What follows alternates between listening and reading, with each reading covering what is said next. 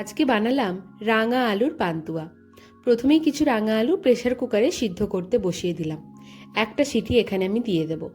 অন্যদিকে 1 কাপ চিনি, তার সাথে 1.5 কাপ জল অ্যাড করে কিছু এলাচ দিয়ে রস করবার জন্য বসিয়ে দিলাম।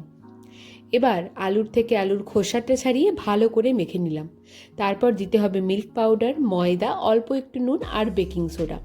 ভালোভাবে মাখার পর যদি দেখেন যে নরম আছে, তাহলে একটু সুজি দিয়ে ভালো করে মেখে 10 মিনিট ঢাকা দিয়ে রাখুন।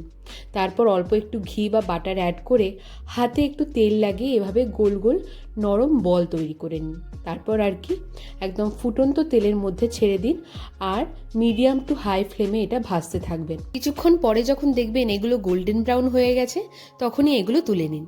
তারপর ওই গরম রসের মধ্যে এগুলো ভিজিয়ে রাখুন ওই 20 থেকে 30 মিনিটের মতো। ব্যাস, তাহলেই তৈরি হয়ে যাবে রাঙা আলুর পান্তুয়া। আরও রেসিপির জন্য সাবস্ক্রাইব।